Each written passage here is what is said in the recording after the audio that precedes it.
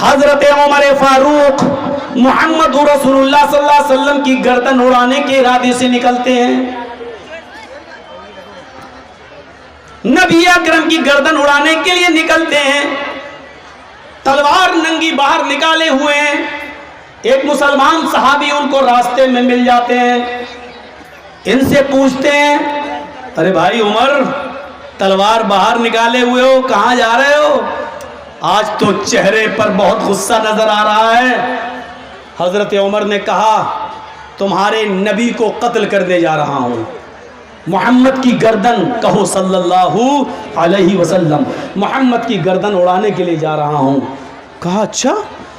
کہا 39 آدمی مسلمان ہو چکے ہیں, اب میں 40واں شخص مسلمان نہیں ہونے دوں گا. بہت ہو گیا, پانی حد سے زیادہ چڑھ گیا. اب محمد کو ہی قتل کر دوں گا, نہ رہے گا بانس نہ بجے گی بانسری. اس آدمی نے کہا محمد الرسول اللہ کو بعد میں قتل کرنا. یہ صحابی تھے. کہا کہ نبی کو بعد میں قتل کرنا ہی ہے تو پہلے اپنی بہن اور اپنے بہنوئی کو قتل کرو. جا کر دیکھو تمہاری بہن بھی مسلمان ہو چکی ہیں اور تمہارا بہنوئی بھی اسلام لا چکا ہے, ایمان قبول کر لیا. حضرت عمر نے کہا کیا کہہ رہے ہو؟ میری بہن اور میرے بہنوئی نے, ہو ہی نہیں سکتا. عمر کا ڈر ان لوگوں کو کبھی مسلمان ہونے نہیں دے گا. جاؤ پہلے پتہ لگاؤ. حضرت عمر نے اپنا رخ محمد رسول اللہ کی طرف سے موڑ کر ان کی طرف کر لیا. دروازہ کھٹکھٹایا تو کیا دیکھتے ہیں کہ گھر میں قرآن کی تلاوت ہو رہی ہے. دروازہ بہنوئی نے کھولا تو کیا دیکھتے ہیں کہ میری بہن قرآن کی تلاوت کر رہی ہے. حضرت عمر نے کہا یہ کیا پڑھ رہی ہو؟ انہوں نے قرآن چھپا لیا. صحیح بتاؤ کیا پڑھ رہی تھی؟ بہنوئی آ گئے. کہا ایسا ہے عمر, ہم لوگوں نے اسلام قبول کر لیا ہے, ایمان لے آئے ہیں.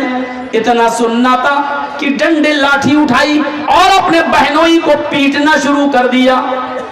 عمر فاروق کی بہن نے اپنے پتی کو, اپنے ہسبینڈ کو پیٹتے ہوئے دیکھا تو وہ بچانے آئی تو ان کو بھی پیٹنا شروع کر دیا, لہو لہان کر دیا.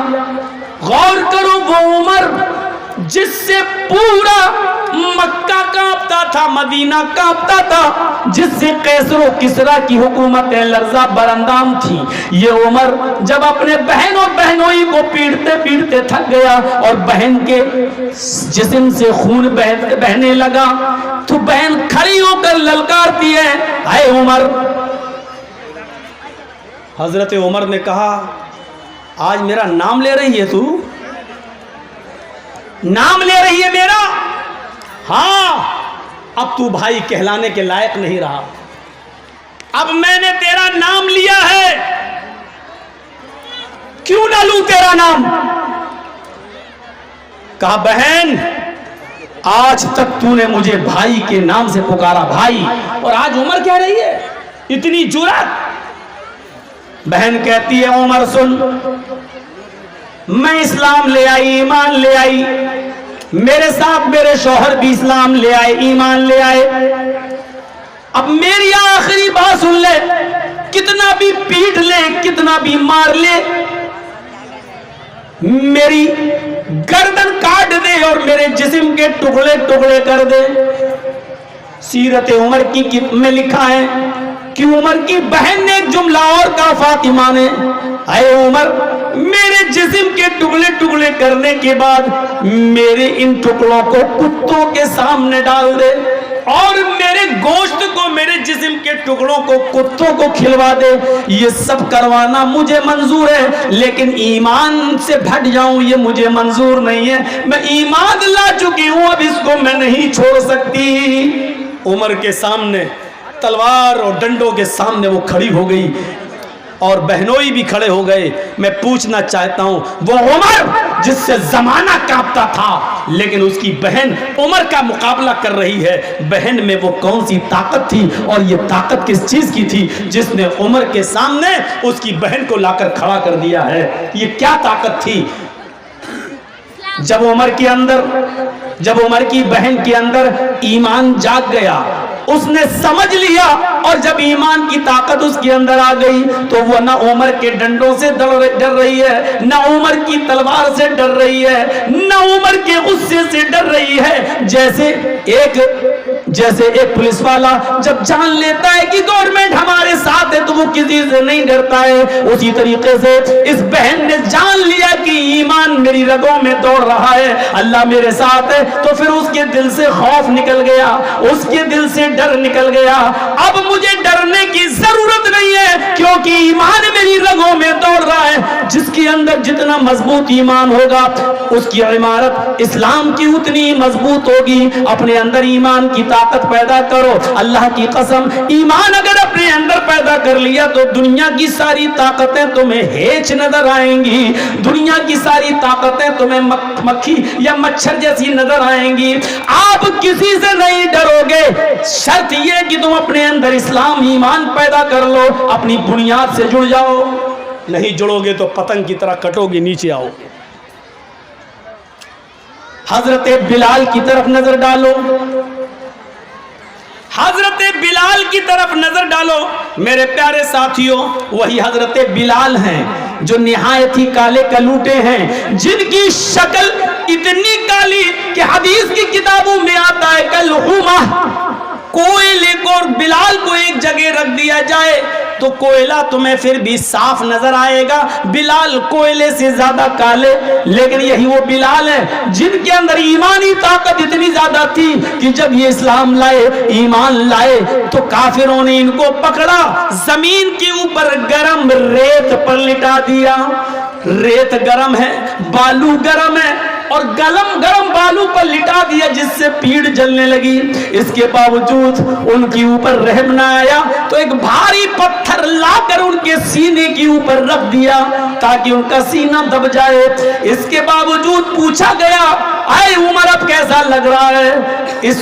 اس گھناؤنی تکلیف، دردناک تکلیف کے باوجود حضرت عمر کی زبان سے جو جملے نکلے، حدیث کی کتاب ان جملوں کو ریکارڈ کرتی ہے، احد احد احد۔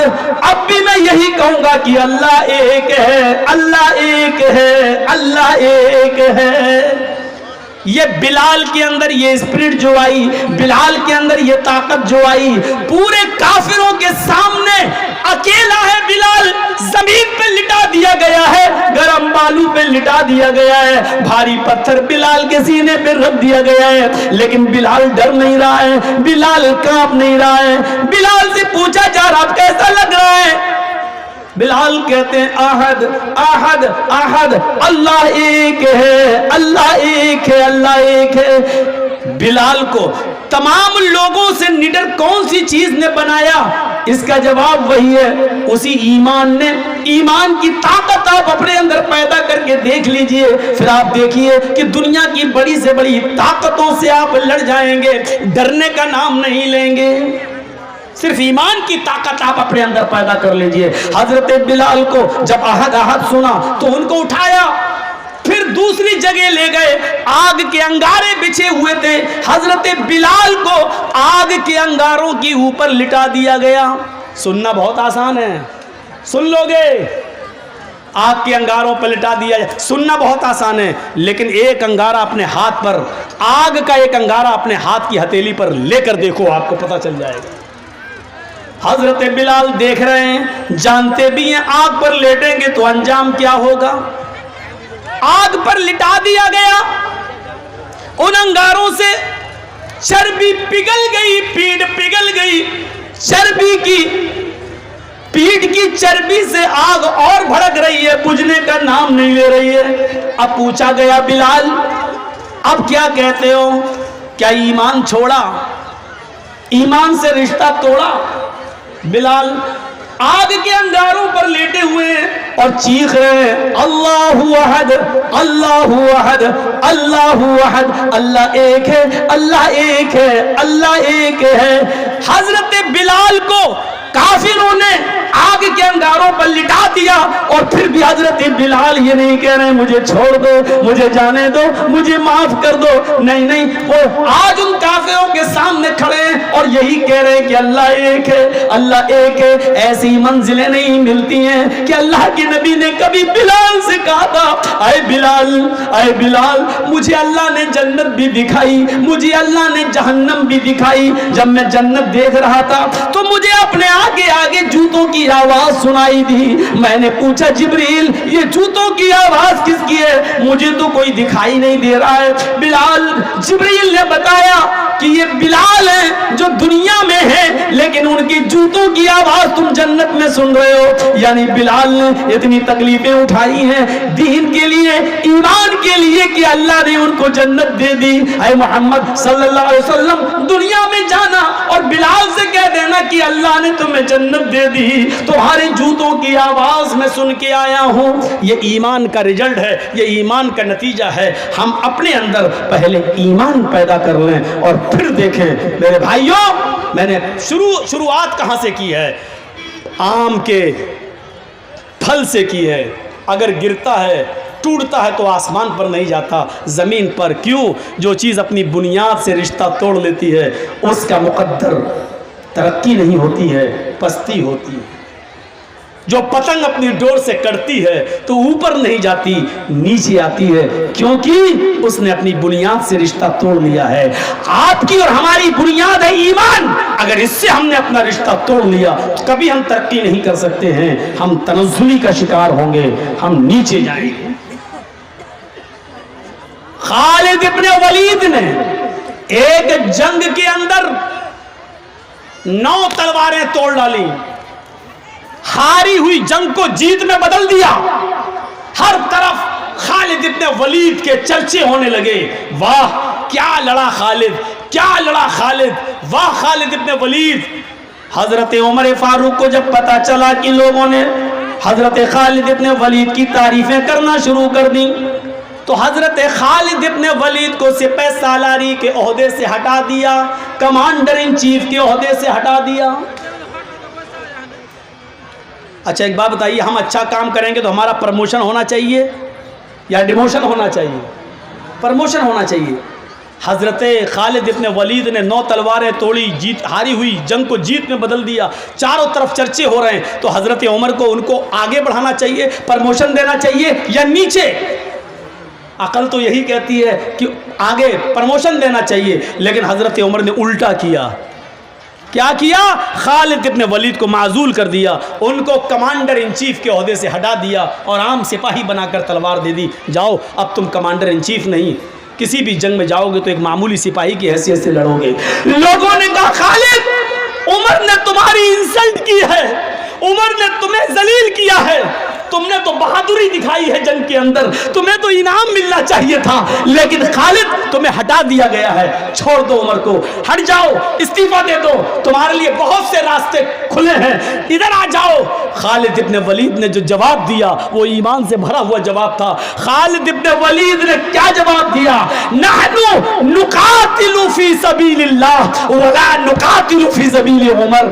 ہم جو جنگ لڑ رہے تھے وہ اللہ کے راستے میں لڑ رہے تھے، عمر کے راستے میں نہیں لڑ رہے تھے۔ ہم نے جنگ اللہ کے لیے لڑی ہے، عمر کے لیے نہیں ہے۔ ہم معمولی سپاہی بن کر بھی ہم جہاد کریں گے، لیکن عمر کے لیے نہیں، عمر کے رب کے لیے کریں گے۔ میرے بھائیوں، یہ اسلام تھا، یہ ایمان تھا اس زمانے کے صحابہ کے اندر۔ تم تو اپنے بھولے بھالے جو دور سے آئے ہیں، یہ مسلمان بھائی جو سننے کے لیے آئے ہیں، تم ان کو تکلیف دینے کے لیے ان کے سامنے کھڑے ہو گئے ہو، تم ان کے لیے مصیبت بنے ہو، تم اپنے بھائیوں کو راستہ نہیں دے سکتے ہو، ان کے لیے بیٹھ نہیں سکتے ہو، تم اسلام کے لیے اپنی جان کی قربانی کیا دو گے؟ لعنت ہے، آج کہنا پڑ رہا ہے تم سے، بڑی بدقباش قوم ہو چکی ہو یہ مسلم قوم۔ کسی سائنٹسٹ نے کہا تھا جب میں نے قرآن پڑھا تو مجھے دنیا کی سب سے بہتر مذہب اسلام لگا، لیکن جب ہم نے دورہ کیا تو دنیا کی سب سے بری قوم ہمیں مسلمان نظر آئی ہے۔ سب سے اچھا مذہب اسلام لگا، لیکن سب سے بدتر قوم ہمیں مسلمان نظر آئی ہے۔ یہ قوم ہے ہماری، لاکھ سمجھانے کے باوجود نہیں مانتی ہے اور دوسروں کو تکلیف دیتی ہے۔ میرے بھائیوں، ہمیں سوچنا چاہیے اور چلو بھر پانی میں ڈوب کے مر جانا چاہیے کہ آپ کا خطیب یو پی سے جس کو محبتوں کے ساتھ تم بلاتے ہو، لیکن اس کی اتنی سی بات ماننے کے لیے تیار نہیں ہو۔ جب میری نہیں مان سکتے ہو تو اسلام کی بات کیا مانو گے اور قرآن کی بات کیا مانو گے؟ میرے بھائیوں، اس سے زیادہ میں کچھ نہیں بولوں گا، کچھ نہیں کہوں گا۔ زیادہ سے زیادہ اتنا باقی رہ گیا ہے کہ میں اپنا دامن اٹھا کر بھیک مانگ لیتا ہوں آپ سے کہ اللہ کے واسطے بیٹھ جاؤ. اب اس سے زیادہ ذلیل کر کے مت دکھائیے مجھے. میں نے بھیک مانگ لی ہے آپ سے, میں نے دامن اٹھا لیا آپ کے سامنے, اب اس سے زیادہ ذلیل مت کریے گا مجھے. بیٹھ جائیے بس, اس سے زیادہ اب ہم کچھ نہیں کہیں گے. آئیے, بڑی اچھی باتیں ہونے لگی ہیں. تو اب میں نے آپ کو بتا دیا ہے میرے بھائیوں, خالد ابن ولید کو لوگوں نے بہت بہکایا, ادھر آ جاؤ, ادھر آ جاؤ.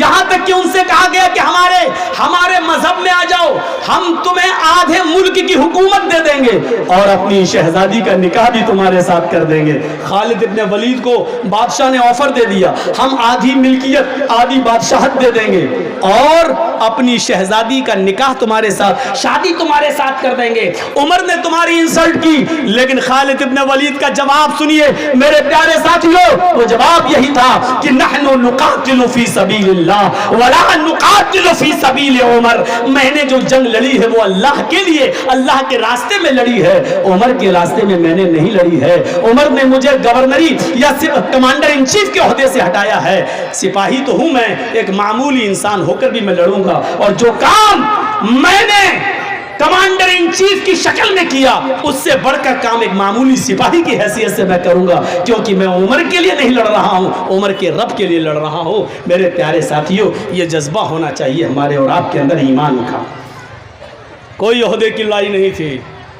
ہم تو مر جاتے ہیں, مدرسے کا اچھا سیکریٹری اس کو بنا دیا, ہمیں نہیں. مسجد کا متولی اس کو بنا دیا, ہمیں نہیں. اسی پہ جنگیں ہوتی, لڑتے, یہاں تک کہ کورٹ میں بھی مقدمے پہنچ جاتے ہیں. صاحب میں ہوں, رجسٹرڈ ہوں, میں چڑھا ہوا ہوں, مجھے ہٹا دیا گیا. مسجدوں اور مدرسوں کے معاملات آج عدالتوں میں, اس سے بڑی شرم کی بات ہمارے لیے اور کیا ہو سکتی ہے. میرے پیارے بھائیوں, ہمیں غور کرنا چاہیے اپنے آپ پر, کیا ایمان سے ہمارا رشتہ جڑا ہوا ہے. آئیے ایمان کی طاقت پر آپ کو ایک بہت زبردست مثال دیتا ہوں. دنیا کی تاریخ میں ایک شخص ایسا بھی گزرا ہے جس نے بیک وقت پوری دنیا پر حکومت کی ہے. 4 لوگوں نے کی ہے, ان میں ایک فرعون کا نام بھی آتا ہے. بہت زبردست ظالم گزرا ہے, اور فرعون کے مقابلے میں اللہ تعالیٰ نے کس کو پیدا کیا تھا؟ موسیٰ علیہ السلام کو. یہ واقعہ آج بالکل میری زبان سے ایک نیا واقعہ ہوگا آپ کے لیے, ذرا سنیے. ایمان دیکھیے کس کو کہتے ہیں, یہ چیز مجھے آپ کے سامنے رکھنا ہے.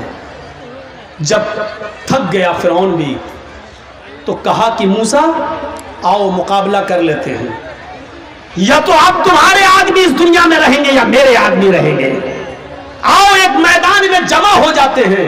موسیٰ علیہ السلام اپنے چند لوگوں کو لے کر چلے جاتے ہیں. موسیٰ پر ایمان لانے والے تھے ہی کتنے, معمولی لوگ, چند لوگ. فرعون کی پوری فوج آ گئی. فرعون نے اپنے جادوگروں کو بلا لیا, ادھر آؤ آؤ آپ کو ایک منظر دکھاتے ہیں. یہاں اسپیڈ میری تھوڑی سی سلو ہو جائے گی کیونکہ مجھے سمجھانا ہے.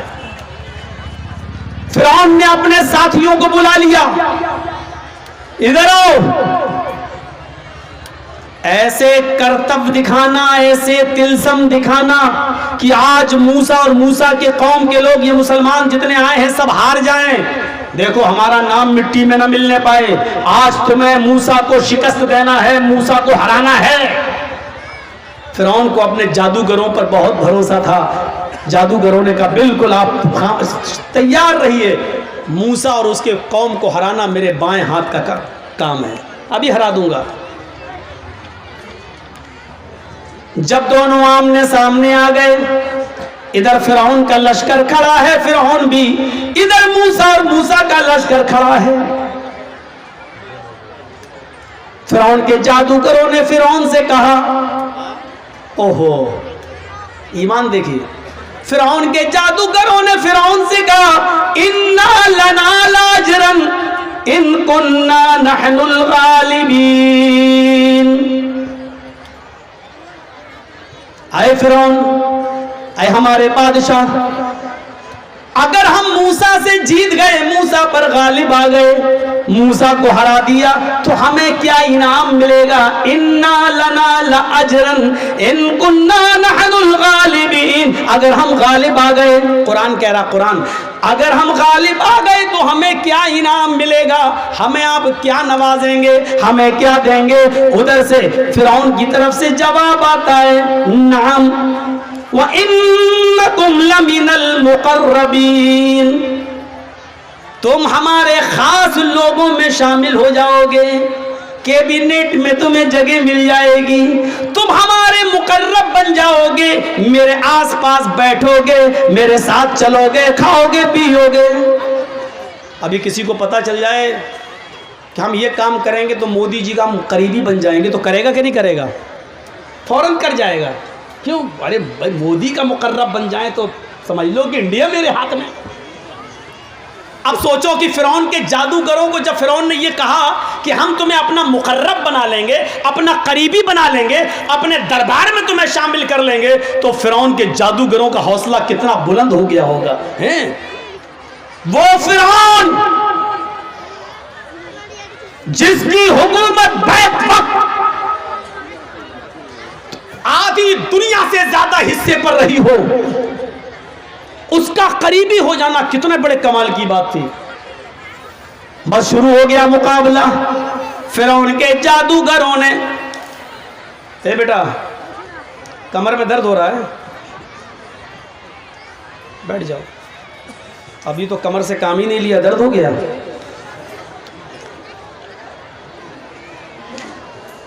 یہی ہوتا ہے, کوئی بھی میرے سامنے اٹھ جائے, بیٹھ جائے, میں بھول جاتا ہوں میں کیا بول رہا ہوں. تو سنو, شروع ہو گیا مقابلہ. اب مقابلہ جب شروع ہوا تو فرعون کے جادوگروں نے کیا کیا؟ اپنی رسیاں نکالی اور پھینک دی. وہ رسیاں چلنے لگیں, سانپ کی طرح رینگنے لگیں. موسیٰ علیہ السلام تھوڑا ڈر بھی گئے ہیں, دیکھنے والوں کو سانپ نظر آنے لگا.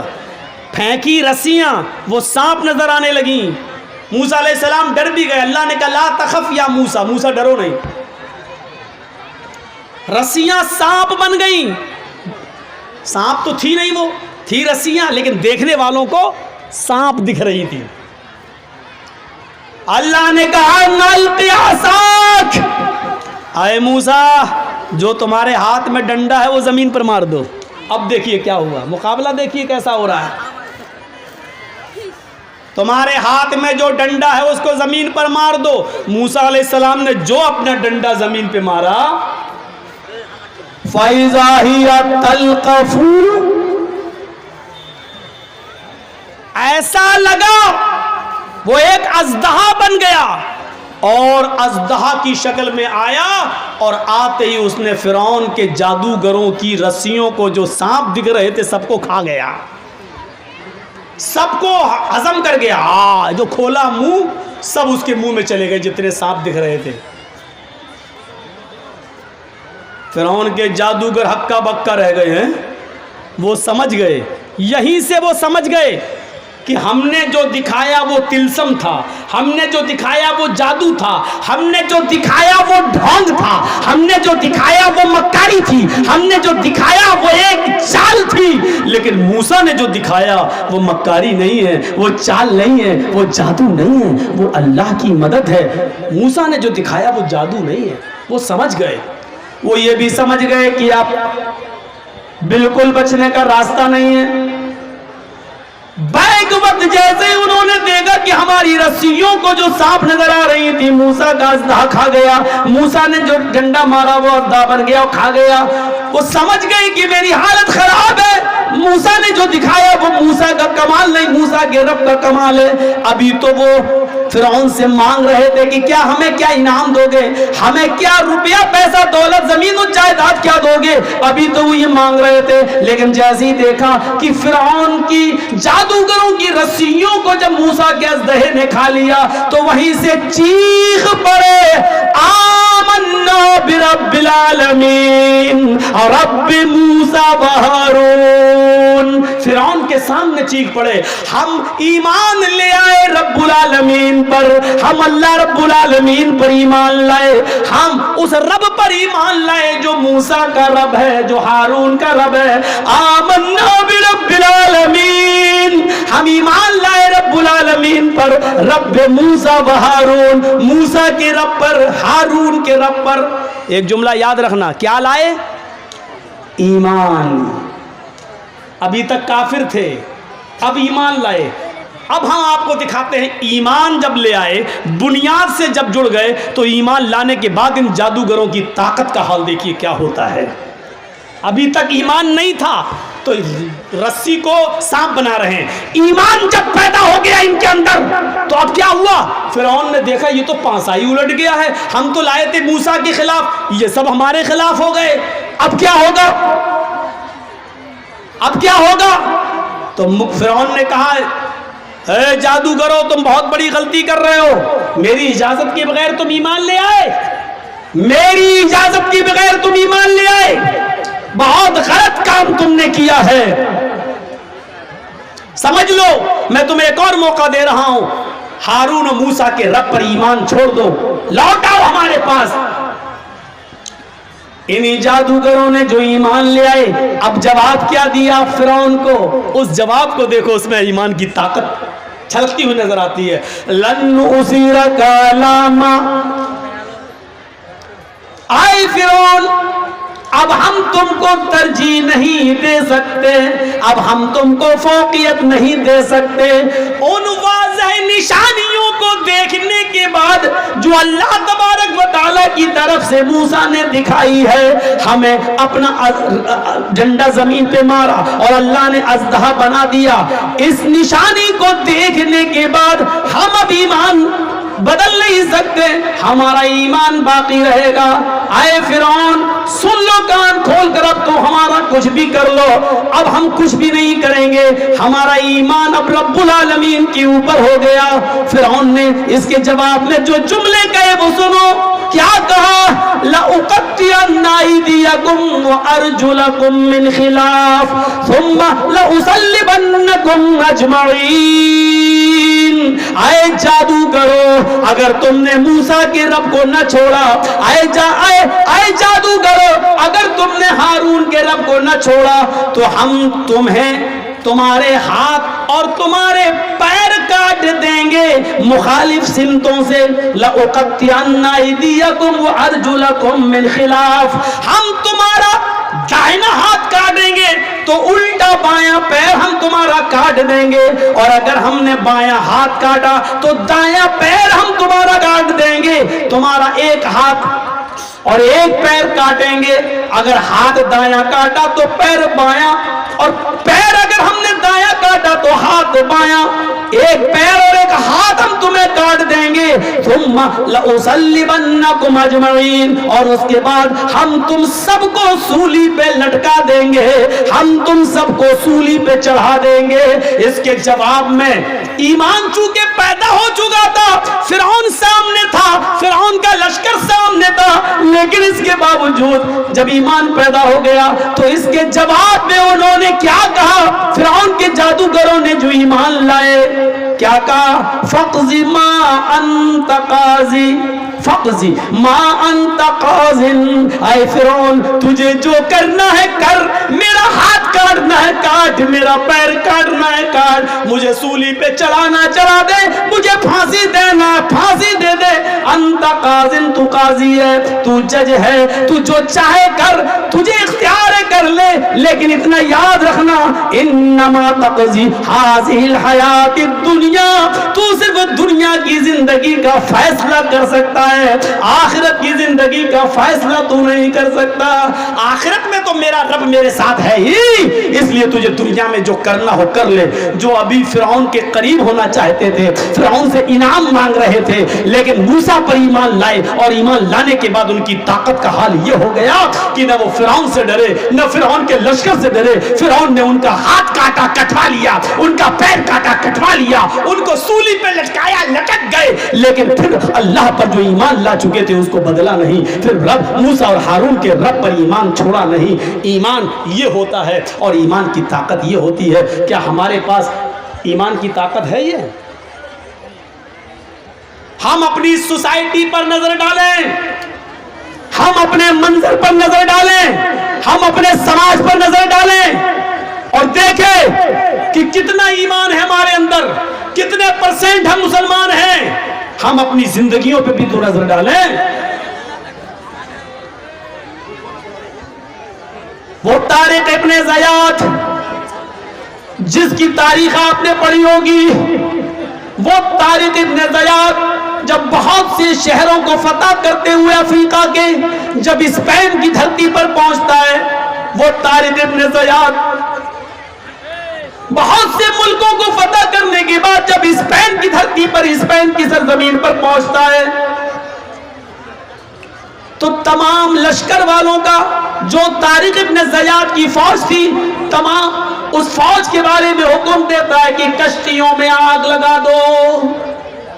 سمندر سے راستہ پار کرتے ہوئے اسپین میں گھستے ہیں طارق ابن زیاد، اور جب اسپین پہنچ جاتے ہیں تو جو فوج کشتیوں میں آئی تھی، ناؤ پہ آئی تھی، طارق ابن زیاد نے حکم دیا ساری کشتیوں کو جلا دو۔ لوگوں نے کہا یہ کیا کر رہے ہیں آپ، کیوں جلا دیں؟ فرمایا اب یا تو اس دھرتی کے اوپر اللہ کے اسلام کا جھنڈا گڑے گا یا ہم مریں گے۔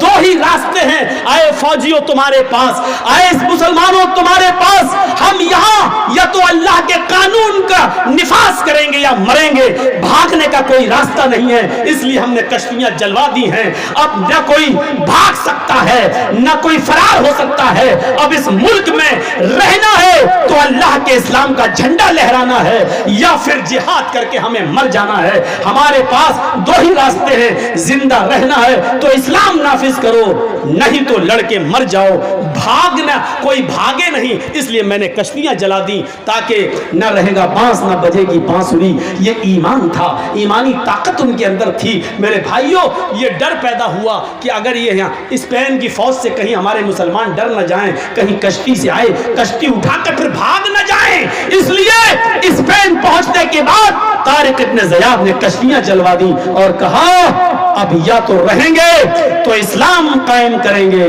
یا پھر لڑ کر مر جائیں گے، دو راستوں کے علاوہ تیسرا راستہ ہمارے پاس نہیں ہے۔ اور یہ وہی کر سکتا ہے جس کے پاس ایمانی طاقت ہو۔ ہماری بنیاد کمزور ہے۔ ابھی دیکھ لیجئے، ابھی ایک لڑکے کی کسی لڑکی سے شادی کی بات ماں باپ چلانے لگے، ایمان کا اندازہ لگا لیجئے گا، وہیں پر فوراً بات ہوتے بات آ جائے گی، بیٹا کیا کرتا ہے کہ کپڑے کی دکان ہے، 10 لاکھ روپے کی دکان ہے، اس پر بیٹھتا ہے۔ فوراً لڑکے کا باپ ایک دم کہے گا کہ جب 10 لاکھ کی دکان پہ بیٹھتا ہے تو کم سے کم ایک موٹر سائیکل تو آپ دے ہی دو گے۔ میرا بیٹا 10 لاکھ کی دکان پہ بیٹھتا ہے، کپڑے کی دکان پہ بیٹھتا ہے، تمہاری بیٹی کو کھلائے گا پلائے گا، تو کیا آپ دکان پہ آنے جانے کے لیے کیا ایک بائک نہیں دے سکتے ہو؟ ابھی پتا چل جائے گا شادیوں کے موقع پر کہ ایمان کتنا پرسنٹ ہمارے اندر موجود ہے۔ میرے بھائیوں، میں نے کل کے بھی جلسے میں کہا تھا کہ جب کوئی اپنے بیٹے کے نام پر بائک مانگتا ہے، موٹر سائیکل مانگتا ہے، تو اللہ کی قسم مجھے ایسا لگتا ہے کہ اس سے بڑا انٹرنیشنل بھکاری کوئی ہے ہی نہیں۔ میرے دروازے پر کوئی لگڑا لولا آئے، 100 200 500 روپے دینے میں اچھا لگتا، کمانے کے لائق نہیں ہے، ہاتھ کٹے ہیں، پیر کٹے ہیں، لنگڑا ہے، آنکھوں سے اندھا ہے، اللہ کے نام پہ مانگ رہا 100 روپے دے دو بیچارے کو، اچھا لگتا ہے کیونکہ وہ اللہ کے نام پہ مانگ رہا ہے۔ اب ایمانداری کے ساتھ بتاؤ، یہ ہٹا کٹا نوجوان تندرست اور اپنے بیٹے کے نام پہ کہہ رہا ہے 70,000 کی بائک دے دو، وہ اللہ کے نام پہ مانگ رہا ہے، یہ بیٹے کے نام پہ مانگ رہا ہے، تو ایمانداری کے ساتھ بتائیے کہ انٹرنیشنل بھیگاری کون ہوا؟ جو اللہ کے نام پہ 100 روپے مانگتا وہ، یا جو اپنے بیٹے کے نام پر موٹر سائیکل مانگ رہا ہے وہ کون ہے؟ یہ آپ فیصلہ کر کے بتائیے کہ ان دونوں میں انٹرنیشنل بھکاری کون ہے؟ الفاظ میرے کڑوے ہیں، سخت ہیں، زہریلے ہیں، لیکن سننا پڑے گا آپ کو۔ معافی نہیں مانگوں گا میں نے بھیک مانگ لی شیروانی کا دامن اٹھا کر اپنی قوم کے لیے، لیکن یہاں میں غلط نہیں ہوں۔ میں نے کہا ہے انٹرنیشنل بھکاری، میں اپنے جملوں پہ قائم ہوں، اس کے لیے میں آپ سے معافی کا چندہ نہیں مانگوں گا کہ معاف کر دو، نہیں۔ کیوں مانگے؟ ہم نے کوئی غلط بولا ہے کیا؟ ہو تو ہو انٹرنیشنل بھکاری، میں کیا کروں؟ اپنے بیٹے کے نام پہ مانگو گے اور ہم آپ کو بھکاری بھی نہ کہیں۔ بس صاحب بارات آ رہی ہے صاحب، 400 اور 500 آدمی بارات میں جا رہے ہیں، ایمان دیکھیے ہمارا، 400-500 آدمی، لڑکی والے سے کہہ رہے ہیں صاحب ہلو 400 آدمی کی بارات جا رہی ہے۔ اچھا، لڑکی کا باپ مجبور ہے، اچھا ٹھیک ہے، سنو دہیج میں 2-3 آئٹم کم دے دو گے چلے گا، لیکن خاطری میں کمی نہیں ہونی چاہیے، ہمارے مہمان کی مہمان نوازی اچھی ہونی چاہیے۔ جانتے ہو اس کا مطلب کیا ہے؟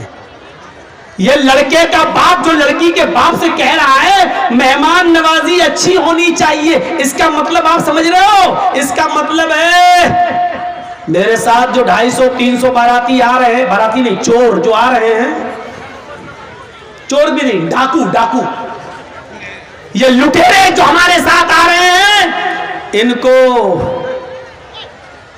چھوٹا بڑا نہیں چلے گا، چھوٹا دینا، مطلب منہ سے نہیں کہہ رہا، منہ سے اتنا کہا خاطری اچھی کر دینا، جہیز میں 1-2 آئٹم کم دے دینا چلے گا، لیکن خاطری اچھی کر دینا، مہمان نوازی اچھی۔ یہ اس اچھی میں بہت سی چیزیں چھپی ہوئی ہے، یعنی بڑا نہیں چلے گا، چھوٹا دینا، پولٹری نہیں چلے گا، دیسی مرغا چلے گا وہ دینا، 1 آئٹم نہیں چلے گا، 5-6 آئٹم دینا۔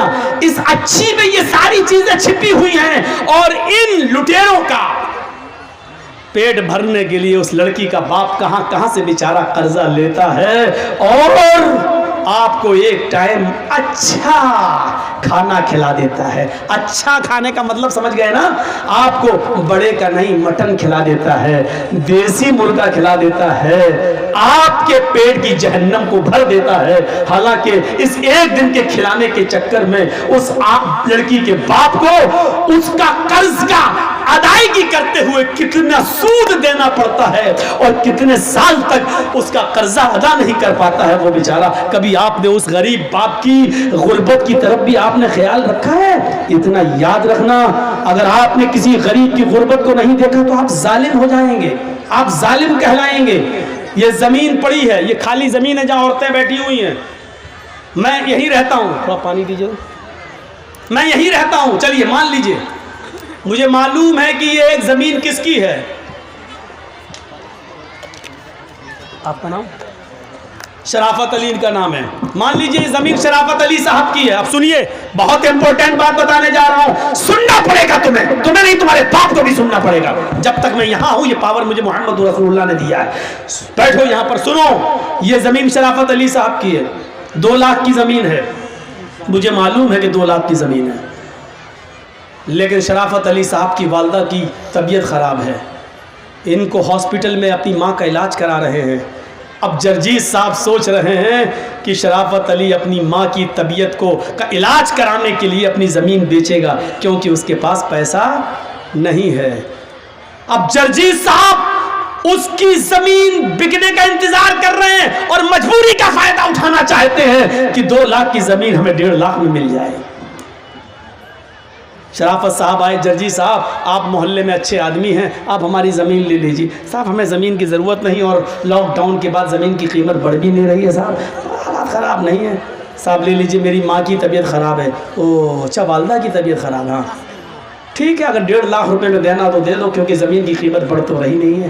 معلوم ہے کہ 2 لاکھ کی ہے، لیکن شرافت علی صاحب مجبور ہیں، اور یہ اپنی ماں کا علاج کرانے کے لیے وہ زمین 1.5 لاکھ روپے کی دے دیتے ہیں. ہم نے 1.5 لاکھ لگایا, انہوں نے 1.5 لاکھ دے دیا, لیکن جس کو معلوم ہے کہ وہ زمین 2 لاکھ کی ہے, اللہ کی قسم ہم اس کے باوجود بے ایمان ہیں, چاہے سودا کر کے ہی ہم نے کیوں نہ لیا ہو, کیونکہ ہمیں معلوم ہے کہ وہ 2 لاکھ کی زمین ہے. ہم حق مار رہے ہیں, ہم مجبور کی مجبوری کا ناجائز فائدہ اٹھا رہے ہیں. اور اسلام یہ کہہ رہا ہے کہ تو چاہے کتنی نمازیں پڑھ لے, چاہے کتنے روزے رکھ لے, لیکن تو نے اپنے مسلمان بھائی کے اوپر ظلم کیا ہے, اللہ کی قسم تیری نماز قبول نہیں ہوگی, تیرا روزہ قبول نہیں ہوگا. ہم پڑھے کہاں ہیں؟ چلے گئے مسجد میں, پڑھے آئے 2 رکعت نماز پڑھ کے داڑھی پہ ہاتھ پھیر کے نکل گئے, لگتا ہے جیسے اللہ پر بہت بڑا احسان کر کے آئے ہیں, اللہ پہ بہت بڑا احسان کر کے آئے ہیں. جب تک تم لوگوں کی مجبوری کا فائدہ اٹھاؤ گے تمہاری عبادت قبول نہیں ہوگی. کبھی آپ نے یہ بھی سوچا ہے کہ صاحب 2 لاکھ کی زمین ہے شرافت علی صاحب کی, ان کی ماں کا علاج ہونا ہے, بیچارے کو ضرورت ہے پیسوں کی, چلو 2 لاکھ کی زمین کو ہم 2.25 لاکھ میں لے لیتے ہیں, بیچارہ اپنی ماں کا علاج کرا رہا ہے. ایسے کسی کے سامنے ہاتھ پھیلانے میں شرم آ رہی ہے, چلو 2 کی زمین ہم 2.25 میں خرید لیتے ہیں, ہماری زمین پڑی رہے گی 2-4 سال, اس کی قیمت بڑھ جائے گی, لیکن ایک مجبور آدمی بیچارہ اپنی ماں کا علاج کرا لے گا. کبھی 2 لاکھ کی زمین کو 2.25 لاکھ میں لیا ہم نے, کبھی 2 لاکھ کی زمین کا 2.5 لاکھ دیا ہے. جب 2 کا 2.5 نہیں دے سکتے ہو تو 2 کا 1.5 دینا بھی ظلم ہے, ظلم ہے, ظلم ہے, رب کعبہ کی قسم ظلم ہے, اور اللہ اس کو معاف نہیں کرے گا. مجبور کے مجبوری کا فائدہ اٹھائیں گے آپ؟ ایمان اس چیز کا نام نہیں. یہی تو ہماری ایمان کی کمزوری ہے, یہی تو ہماری ایمان میں کمزوری ہے. ہماری بنیاد جب کمزور ہے تو عمارت کیسے مضبوط ہو سکتی ہے؟ عمارت ہماری کیسے مضبوط ہو سکتی ہے؟ ہمیں اپنے ایمان کو مضبوط کرنا ہے. وہ کون سا ایمان تھا, وہ کون سا ایمان تھا کہ آتی ہے ایک عورت قبیلہ غامدیہ سے, صحابیہ ہے, آتی ہے, اے اللہ کے نبی مجھ سے ایک جرم ہو گیا ہے. کیا جرم ہوا ہے؟ سن لو, تھوڑی دیر کے لیے اور بیٹھ لو, اس واقعے کو سن لو. آنکھوں میں آنسو آ جاتے ہیں, اس واقعے کو سننے کے بعد انسان رونے پہ مجبور ہو جاتا ہے. یہ واقعہ ہمارے ایمان کو جھنجھوڑتا ہے.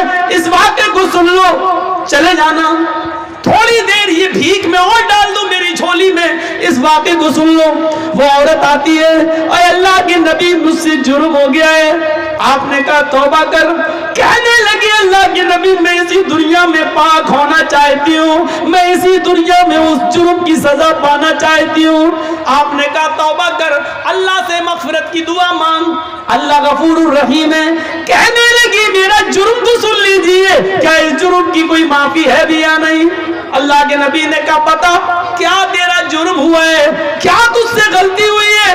کہنے لگی اللہ کے نبی میرا شوہر 2-3 سال سے گھر پہ نہیں ہے, میں جنگل میں بکریاں چرا رہی تھی, میں جنگل میں بکریاں چرا رہی تھی, وہیں پہاڑی کے پاس ایک چرواہا بھی بکریاں چرا رہا تھا.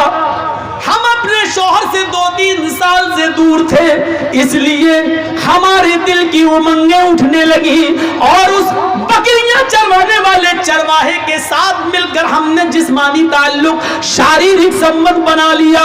ایک پہاڑ کی جھاڑی میں, پہاڑی کے نیچے کی جھاڑی میں ہم دونوں گئے اور ہم دونوں نے زنا کر لیا.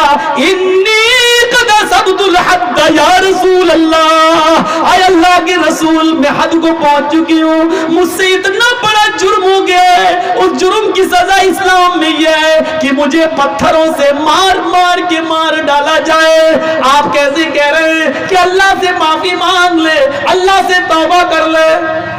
اللہ کے نبی نے کہا اچھا اوہ یہ گناہ ہوا ہے تم سے, جی ٹھیک ہے, کیا چاہتی ہو؟ کہا مجھے ختم کر دیا جائے. اسلام نے جو سزا بتائی ہے پتھروں سے مار مار کے مار ڈالو, ختم کر دو, ہمیں وہ سزا دی جائے. اللہ کے نبی نے کہا ٹھیک ہے تمہیں یہ سزا دی جائے گی, جاؤ اے صحابیو اس عورت کو لے جاؤ. یہ نہیں پوچھا کہ کس نے کیا تھا, وہ مرد کون تھا, آدمی کون تھا, کہاں کا رہنے والا تھا, نہیں یہ سب نہیں پوچھا. کیوں؟ جس کی بات چھپی ہے چھپی رہنے دو, وہ جانے اور اس کا اللہ جانے. ہمارے ہاں تو ننگا کرنے کا رواج ہے, اچھا کس نے کیا, پھر اس کو فیس بک پہ ڈالو، واٹس ایپ پہ ڈالو، یہ ہمارے ایمان کا حال ہے۔ اللہ کے نبی چاہتے تو پوچھ سکتے تھے اس عورت سے، اکیلے نہیں ہوتا ہے زنا، کسی مرد نے کیا ہوگا، کہاں، کون ہے وہ، کہاں کا رہنے والا ہے، لیکن پوری حدیث پڑھ جائیے کہیں ڈیٹیل نہیں ملتی ہے۔ تم بتا رہی ہو تم گناہ سے پاک ہونا چاہتی ہو، ہم تمہیں کر دیں گے، لیکن جس کا معاملہ چھپا ہے اس کے بارے میں ہمیں پوچھنے کا حق نہیں۔ ہو سکتا ہے وہ اللہ سے توبہ کر لے اور اللہ اس کو معاف کر دے، نہیں تو وہ جانے اور اس کا رب جانے، قیامت کے دن جہنم میں ڈالے گا۔ ہم کون ہوتے ہیں اس کے پیچھے پڑنے والے؟ عیب پر پردہ ڈالو، اس کو ظاہر مت کرو، اس کو ظاہر مت کرو۔ یہ میری ماں بہنیں اس واقعے کو سنیں، بہت اچھا واقعہ ہے، تمہارے لیے واقعہ ہے، تمہیں بھی اس سے عبرت ملے گی۔ اللہ کے نبی کہتے ہیں کہ جاؤ اس عورت کو لے جاؤ اور سینے کے برابر، یہ سینہ جو ہوتا ہے عورت کا، یہاں اتنا اس کو زمین میں گاڑ دینا اور سر پہ پتھر مارنا، اور اس وقت تک پتھر مارو جب تک کہ یہ عورت مر نہ جائے، اس کی روح نہ نکل جائے۔ یہ عورت کی سزا کیا ہے؟ شادی شدہ مرد کی اور شادی شدہ عورت کی اگر وہ زنا کر لیں تو سزا کیا ہے؟ پتھروں سے مارا جائے گا۔ مرد کو دوڑا دوڑا کے مارا جائے گا، مرد کو ایک میدان میں کھڑا کر دیا جائے گا بیچ میں، اور چاروں طرف پبلک رہے گی، عوام، سب کے ہاتھوں میں پتھر ہوں گے، اور اس طریقے سے چاروں طرف گھیرا بنا لیا جائے گا کہ وہ بھاگنے نہ پائے، اور بیچ میں اس آدمی کو کھڑا کر دیا جائے گا، اور پھر پتھر مارے جائیں گے، جہاں سے گزرے گا وہی پتھر، سب کے ہاتھوں میں پتھر ہونا چاہیے۔ یہ مرد کی، سمجھ رہے ہیں زنا کی سزا کیا ہے؟ جس کو ہم معمولی کام سمجھتے ہیں وہ اتنا بڑا جرم ہے شریعت میں۔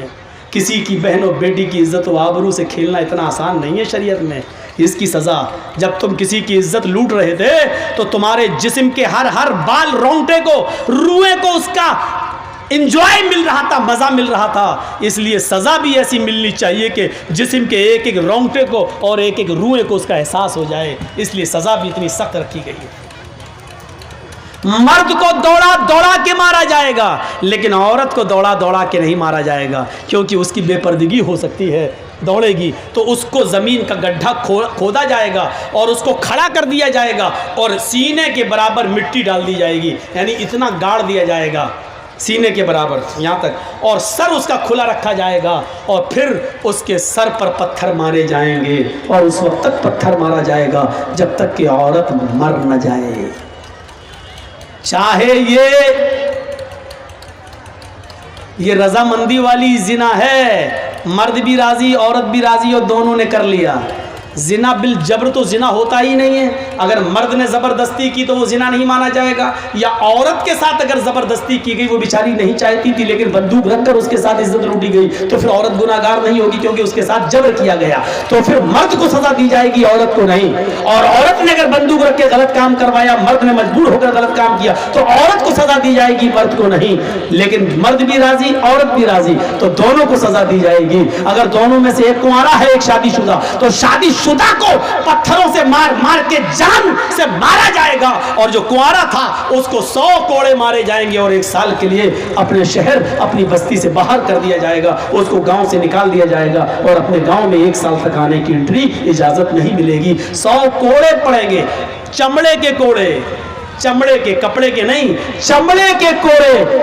10-20 کوڑوں میں ہی وہ بیٹھ جائے گا، کرانے لگے گا۔ 100 کوڑے میں تو اللہ بہتر جانے بچے گا بھی کہ نہیں بچے گا۔ تو میرے بھائیو 100 کوڑے زندگی بھر کے لیے پھر اٹھنے کے لائق نہیں رہے گا، اگر بچ بھی گیا تو زندگی بھر چلنے کے لائق نہیں رہے گا، اٹھنے کے لائق نہیں رہے گا بستر پر۔ ایسے 100 کوڑے اس کے اوپر مارے جائیں گے، اور 100 کوڑے مارنے کے بعد بھی اس کو گاؤں میں رہنے کی اجازت نہیں۔ 1 سال کے لیے اس کو اس شہر سے دوسرے شہر میں داخل کیا جائے گا، اس کو اپنے شہر میں انٹری نہیں ہے، کیونکہ اس کو دیکھ کر لوگ اس لڑکی کو یاد کریں گے، اچھا یہ وہ پھلا کی لڑکی کے ساتھ اس نے، تو اس لڑکی کی بے عزتی ہوگی جس کے ساتھ اس نے ریپ کیا ہے یا زنا کیا ہے۔ اس لیے اس لڑکی کی عزت کو بحال کرنے کے لیے 100 کوڑے مار کو 1 سال کے لیے اس کو شہر سے باہر نکال دو، یہ اسلام نے سزا متعین کی ہے۔ اس عورت کو لے جایا جانے لگا، ایمان دیکھیے ایمان، اس عورت سے زنا کا صدور تو ہو گیا، لیکن جب ہوش میں آئی جب اس کو جوانی کی گرمی اس کے دماغ سے نکلتی ہے تو سوچتی ہے اللہ یہ میں نے کیا کر لیا، اللہ یہ مجھ سے کیا ہو گیا، اللہ یہ میں نے کتنا بڑا گناہ کر لیا، اب مجھے اس دنیا میں زندہ رہنے کا حق نہیں ہے۔ کسی کو معلوم نہیں تھا لیکن اس نے خود اللہ کے نبی کو آ کر بتا دیا۔ اس کے عیب پر پردہ پڑ چکا تھا لیکن پھر بھی اس نے آ کر اللہ کے نبی کو بتا دیا۔ اللہ کے نبی نے کہا جاؤ اس عورت کو لے جاؤ اور اس کو پتھروں سے مار مار کے ہلاک کر دو، مار مار کے اس عورت کو مار ڈالو۔ صحابہ اس کو لے کے جانے لگے، پکڑا چل جلدی چل، اس کو کھینچ لیا، وہ گر گئی۔ جیسی وہ کام دیا گری، وہ عورت زمین کے اوپر گری تو اس نے اپنا پیٹ سب سے پہلے پکڑا ایسے۔ صحابہ نے پوچھا کیا ہوا، کیا بات ہے، ایسے چلے گی تو کب تک پہنچے گی تو میدان میں، کب تجھے مارا جائے گا؟ کہنے لگی وہ محمد کے ساتھیو صلی اللہ علیہ وسلم، آئے نبی کے ساتھیو مجھے دھیرے دھیرے لے چلو۔ جس آدمی نے میرے ساتھ منہ کالا کیا تھا، جس آدمی نے میری عزت لوٹی تھی، جس آدمی سے میں نے زنا کیا تھا، اس آدمی کا گرب میرے پیٹ میں ٹھہر گیا ہے، اس کا حمل میرے پیٹ میں ٹھہر گیا ہے، میرے پیٹ میں ایک معصوم زندگی ہے، میرے پیٹ میں اس آدمی کا بچہ پل رہا ہے، دھیرے دھیرے لے چلو، میں تیز نہیں چل سکتی۔ صحابہ نے کہا تیرے پیٹ میں بچہ ہے؟ کہنے لگی ہاں۔ رکو، صحابہ اللہ کے نبی کے پاس آئے، اے اللہ کے نبی آپ نے اس عورت کو قتل کرنے کا، مارنے کا حکم دیا ہے لیکن اس عورت کے پیٹ میں تو بچہ ہے۔ آپ نے بلایا، ادھر آؤ۔ آئی، تمہارے پیٹ میں بچہ ہے؟ جی۔ تو تم نے پہلے کیوں نہیں بتایا؟ کہا اللہ کے نبی اس لیے نہیں بتایا کیونکہ اس بچے کا باپ وہی ہے جس نے میرے ساتھ زنا کیا ہے اور میں نہیں چاہتی ہوں کہ یہ بچہ پیدا ہو، اور جب اس بچے کو بڑے ہو کر پتا چلے کہ میرا باپ کا پتہ نہیں، میں ناجائز اولاد ہوں، تو یہ زندگی بھر مجھے گالی دے گا، اس لیے میں چاہتی ہوں کہ میں مروں تو میرے ساتھ میرے پیٹ کا بچہ بھی مر جائے، اس لیے میں نے آپ کو نہیں بتایا۔ نبی اکرم نے کیا کہا، اے عورت نہیں، قصور تیرا تھا، غلطی تیری تھی، زنا تو نے کیا، تیرے پیٹ میں پلنے والے اس معصوم بچے کا کیا قصور ہے، اس بیچارے کی کیا غلطی ہے، اس کو تو کیوں مارنا چاہتی ہے؟ نہیں نہیں، ابھی تمہیں قتل نہیں کیا جائے گا، ابھی تمہیں مارا نہیں جائے گا، جاؤ ابھی اس بچے کو اپنے پیٹ میں 9 مہینے تک پالو اور جب بچہ پیدا ہو جائے تب لے کر آنا۔ ناجائز بچہ ہے پیٹ میں، باپ کا پتہ نہیں ہے، لیکن اللہ کے رسول ایک ناجائز بچے کو بھی گرانے کی اجازت نہیں دے رہے ہیں۔ کاش مودی جی کے چمچے، یوگی جی کے چمچے کم سے کم اس حدیث کو پڑھ لیتے، نبی کی زندگی کی اس واقعے کو پڑھ لیتے۔ چاچا کیا ہو گیا؟ لاؤ پیسہ لینے کے لیے تو دنیا پریشان ہے۔ لیجئے بھائی 500 ছেলে হারিয়ে গিয়েছিল তাকে পাওয়া গেছে, और कुछ স্টেজে রাখা আছে सब গদাসিমলে বংশে হারিয়ে ছেলে बैठिए। তাকে স্টেজে রাখা হয়েছে, ছেলের গার্জিয়ান এসে নিয়ে যাবেন। सुनिए सुनिए सुनिए थोड़ा सा, आप इधर देखिए, बड़ा अच्छा वाकया है। अल्लाह के नबी एक मासूम की जिंदगी को कितना प्यार की नजर से देख रहे हैं, जबकि मालूम है कि बच्चे का बाप नाजायज, ये बच्चा जब पैदा होगा तो हरामी बच्चा कहलाएगा, नाजायज बच्चा कहलाएगा, लेकिन इसके बावजूद अल्लाह के नबी कह रहे हैं बच्चे को नहीं मारा जाएगा। बच्चे का क्या कसूर है? इससे ज्यादा इंसानियत किसी धर्म में मिलेगी? इससे ज्यादा मानवता किसी मजहब में मिलेगी? गए, जाओ इस औरत को कहा बच्चा पैदा हो जाए तब आना। 9 महीने तक अपने पेट में रखती है, जब बच्चा पैदा हुआ 2-4 दिन बिस्तर पे लेटती है, चलने के लायक होती है तो बच्चे को लेकर आती है। 9 महीने में अल्लाह के नबी भूल गए कि ये औरत कौन है। आई, अल्लाह के रसूल लीजिए बच्चा, आपने कहा था जब बच्चा पैदा हो जाए तब आना, आपने कहा तुम कौन? कहा नहीं पहचाना। कहा नहीं, मैं वही औरत हूँ जिससे जिना का सुदूर हुआ था और मुझे कत्ल करने के लिए भेजा जा रहा था, मेरे पेट में बच्चा था। आपने कहा ओ गामदिया, قبیلے غامدیہ سے. ہاں اچھا اچھا اچھا اچھا او اب بچہ پیدا ہو گیا کہ ہاں یہ لیجیے. اس عورت نے اپنا بچہ محمد رسول اللہ کے ہاتھوں میں دے دیا. میڈیا والوں لکھو اگر تمہارے قلم میں طاقت ہے دکھاؤ مانو تاکہ یہ شکل مودی جی کو اور یوگی جی کو بتاؤ کہ مولوی جرجیس نے ڈنکے کی چوٹ پر اعلان کر کے کہا ہے انسانیت کا یہ سبق جس بچے کا باپ پتہ نہیں ہے جو پیدا تو ہو چکا ہے لیکن ناجائز اولاد ہے, ایسی ناجائز اولاد کو محمد رسول اللہ اپنی گود میں اٹھا رہے ہیں, اس بچے کو اپنے سینے سے لگا رہے ہیں. تم تو برہمنوں کے مندروں میں شودر نہیں جا سکتا ہے, برہمن کی تھالی میں ہریجن نہیں کھا سکتا ہے. تم نے تو چھوت چھات کے ایسے نیم بنا دیے ہیں کہ اللہ کے بندوں میں ہی بٹوارا کر دیا ہے کہ برہما جی نے اپنے منہ سے برہمن کو پیدا کیا, ہاتھوں سے چھتری کو پیدا کیا, رام سے ویش کو پیدا کیا, پیروں سے شودر کو پیدا کیا. برہما جی نے اپنے منہ سے اس کو, ہاتھوں سے اس کو, چھتری کو, ٹھاکر کو اور ہریجن کو سب سے نیچے والے حصے سے تم نے تو بٹوارا کر دیا ہے, تم نے تو بٹوارا کر دیا ہے. میرے پیارے ساتھیوں ذرا تصور تو کیجئے اسلام کے اندر مساوات کا ایسا درس ملے گا, ایسا درس ملے گا. آپ کے محلے کی مسجد ہے, اذان ہو گئی ہے, پہلی صف بھر گئی ہے, جرجی صاحب مسجد میں جاتے ہیں, ایم ایل اے منہاج صاحب مسجد میں جا رہے ہیں نماز پڑھنے کے لیے. اسلام کا کی مساوات دیکھیے, آگے والی سب بھر گئی ہے, جرجی صاحب میں, منہاج صاحب میں اتنی طاقت نہیں ہے کہ آگے کی صف سے کسی آدمی کو ہٹا کر پیچھے کر دے. چل ہٹ ہٹ, میں جرجیس ہوں, میں عزت والا اصل و رسوخ والا آدمی ہوں, میں آگے بیٹھوں گا. ایم ایل اے صاحب کہتے ہیں پیچھے ہٹ, میں آگے بیٹھوں گا. اسلام نے یہ پاور نہ ایم ایل اے صاحب کو دیا ہے نہ جرجیس کو دیا ہے. سعودیہ کی سرزمین پر مکے سے بڑی کوئی مسجد کون سی ہو سکتی ہے؟ وہاں ٹیکسی ڈرائیور اگر خانہ کعبہ میں پہلے پہنچ گیا ہے, رکشہ چلانے والا پہلے پہنچ گیا ہے اور وہ پہلی صف بھر چکی ہے, تو سعودیہ کے بادشاہ کو بھی ادھیکار نہیں ہے کہ اگلی صف سے کسی آدمی کو ہٹا کر پیچھے کھڑا کر دے اور خود آگے کھڑا کر دے.